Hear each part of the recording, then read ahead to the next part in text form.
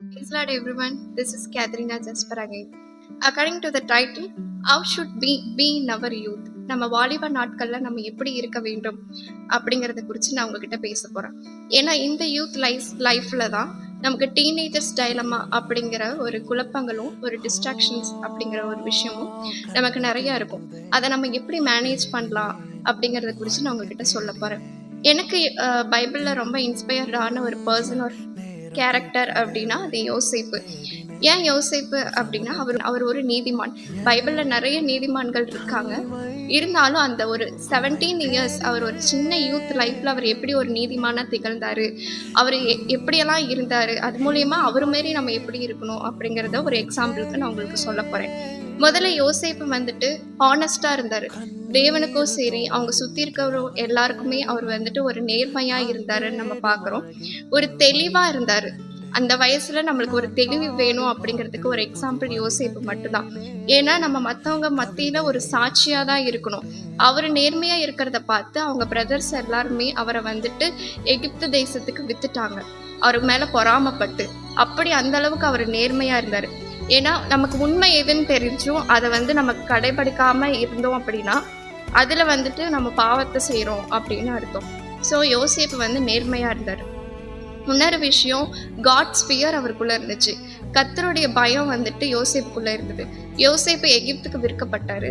அங்க வந்துட்டு போத்திபாரோட ஒய்ஃப் வந்து அவர்கிட்ட பாவம் செய்யணும்னு நினைக்கும் போது அந்த இடத்துல யோசேப்புக்குள்ள கர்த்தருடைய பயம் இருந்துச்சு. அவர் வந்து ஆதியாகமும் 39:9 என்ன சொல்றாரு அப்படின்னா, இப்படி இருக்க நான் இத்தனை பெரிய பொல்லாங்குக்கு உடன்பட்டு தேவனுக்கு விரோதமாய் பாவம் செய்வது எப்படி என்றான். அவர் வந்து தேவனுக்கு விரோதமா நான் எப்படி பாவம் செய்யறது, இது எவ்வளவு பெரிய பொல்லாப்பு, ஆண்டவருக்கு இது விரோதமா நான் பாவம் செஞ்சா ஆண்டவர் என்னை தண்டிப்பாரு அப்படிங்கிற பயம் வந்து யோசேப்புக்குள்ள இருந்துச்சு. மூணாவது விஷயம், காட் விஷன்ஸ். ஆண்டவருடைய தரிசனங்களை வந்து அவர் வந்து வெயிட் பண்ணாரு. அது நிறைவேற வரைக்கும் அவர் வெயிட் பண்ணாரு. 17 வயசுல ஆண்டவர் வந்துட்டு யோசேப்புக்கு ஒரு தரிசனம் கொடுத்தாரு. என்ன தரிசனம்? அவரோட அரிக்கட்டு மாத்திரம் நிறந்திருக்கும், மீதி எல்லா அரிக்கட்டும் அவருடைய அரிக்கட்டை வந்து வணங்கியிருக்க மாதிரி ஒரு தரிசனத்தை கொடுத்தாரு. ஆண்டவர் வந்து 30 வயசுலதான் அதை நிறைவேற்றினார். எகிப்து ராஜாவாகும் போது 30 வயசுலதான் அதை நிறைவேற்றினார்.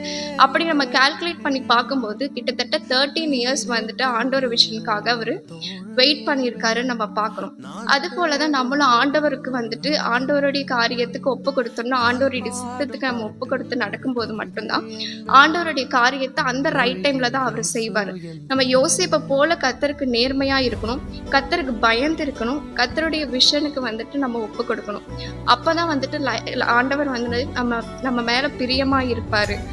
ஏன்னா இரவும் பகலும் அவருடைய வேதத்துல இந்த வாலிப நாட்கள்ல நம்ம வந்து ஆண்டவரோட பிரியமா இருக்கணும்னா கர்த்தருடைய வேதத்தை நம்ம அதிகம் வாசிக்கணும், அதிகம் நம்ம ப்ரேயர் பண்ணணும். அப்பதான் ஆண்டவர் நம்மளை டிஸ்ட்ராக்ட் ஆகாம கர்த்தர் வந்து ஒவ்வொரு நாளும் பாதுகாப்பார். வாலிபன் தன் வழியை எதினால் சுத்தம் பண்ணுவான், உமது வசனத்தின்படி தன்னை காத்துக்கொள்கிறது நாள் தானே அப்படின்னு நம்ம வாசிக்கிறோம். அதனால தேவனுடைய வார்த்தையை வந்து நம்ம நம்பணும். ஏதாவது நமக்கு உணர்த்துது, ஏதாவது உறுத்துது, ஏதாவது நம்ம தப்பா போறோம் நம்ம நினைக்கும் போது ஆண்டவருடைய வேதத்தை வாசிச்சுட்டு நம்ம ஜெபம் பண்ணோம் அப்படின்னா ஆண்டவர் அதுல இருந்து நமக்கு ஒரு வார்த்தையை கொடுத்து நம்மளோட பேசுவார். அப்படி பேசினாரு அப்படின்னா நமக்கு ஒரு தெளிவு கிடைக்கும். ஆண்டவர் இதை செய்யக்கூடாதுன்னு சொல்லியிருக்காரு, இது பண்ணக்கூடாதுன்னு சொல்லியிருக்காரு, அதனால நம்ம இதை பண்ணக்கூடாதுங்கிற நமக்கு தெளிவு கிடைக்கும். இந்த வாலிப நாட்கள்ல நமக்கு அதிக தேவையான ஒரு விஷயம் ஆண்டவருடைய வசனமும் ஜபமும் மட்டும்தான். God bless you. Amen.